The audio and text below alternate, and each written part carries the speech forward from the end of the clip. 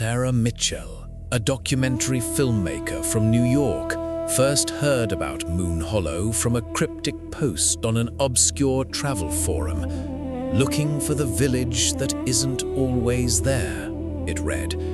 Intrigued, she spent weeks researching until she found a pattern. Every full moon, all digital traces of a small village in the Appalachian Mountains vanished. No GPS coordinates, no satellite images, nothing. Against her producer's advice, she decided to investigate. Sarah arrived in the nearby town of Millbrook 3 days before the full moon. The locals grew quiet when she mentioned Moonhollow. Finally, an elderly woman named Martha whispered, "You don't want to be there when the moon rises full, child. Come back the next morning if you must see it." But Sarah was determined. Martha drew her a map on a napkin, her hands trembling. "Don't say I didn't warn you." Moonhollow appeared ordinary at first glance.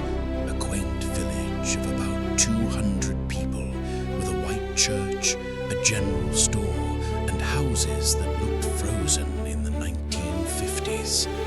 But Sarah noticed peculiarities. Every home had thick curtains.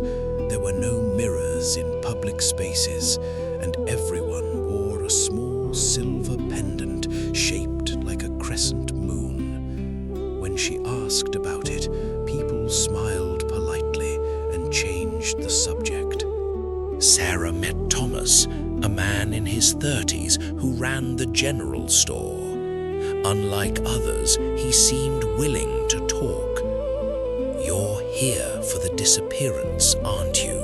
he asked, his voice heavy with resignation. "My grandfather was an outsider too. He stayed one full moon and became bound to this place. We don't disappear, Miss Mitchell. We go somewhere else. And if you're here when it happens, you'll come with us." That evening, Thomas told Sarah the village's history. In 1823, Moonhollow's founders made a pact with something ancient that lived in the mountains. In exchange for protection and prosperity, the village would serve as a gateway one night each month. "Gateway to what?" Sarah asked. Thomas's face darkened. No one remembers anymore, but those who've tried to resist the pull, they came back different, empty, so we've learned to accept it. As the full moon approached, Sarah watched the villagers prepare.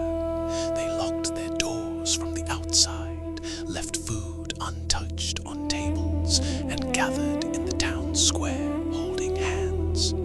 Children seemed excited, like it was a field trip.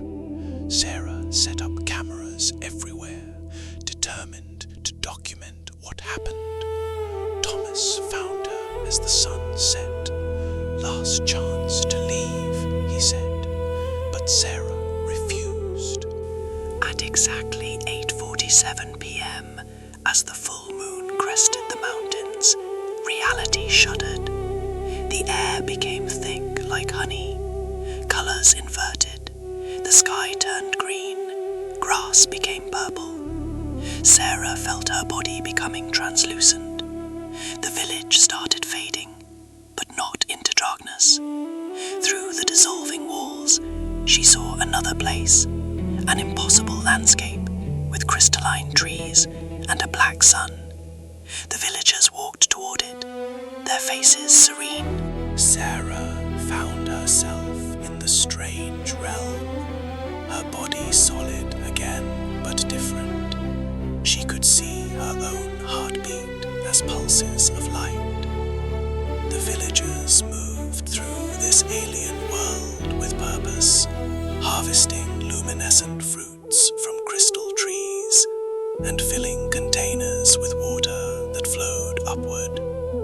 "This is our rent," Thomas appearing beside her. We gather resources for the old ones. In return, Moonhollow prospers in ways you can't imagine. No one ages. No one gets sick.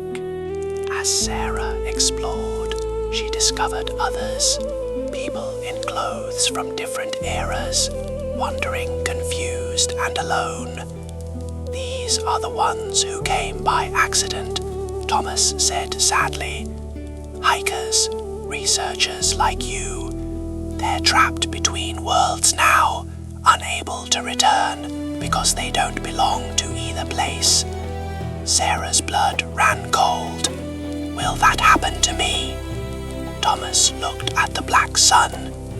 Depends. If you resist the pullback, yes. If you let go of Moonhollow in your heart, you might wake up in the regular world. Maybe. As the night wore on, Sarah felt Moonhollow calling to her, a seductive whisper promising belonging, immortality, purpose.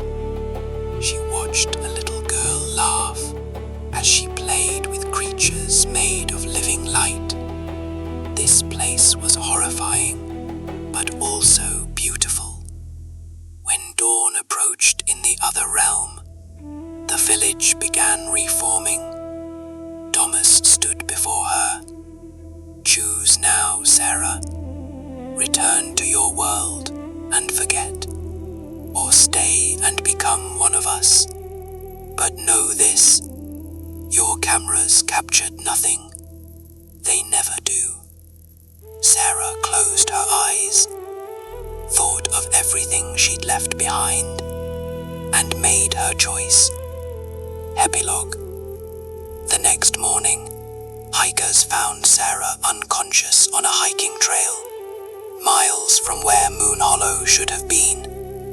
Her equipment was wiped clean.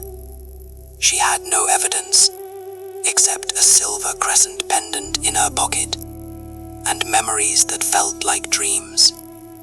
But every full moon, she feels the ball, and sees Thomas's face in her dreams, still waiting, still hoping she'll choose to return to the village that disappears.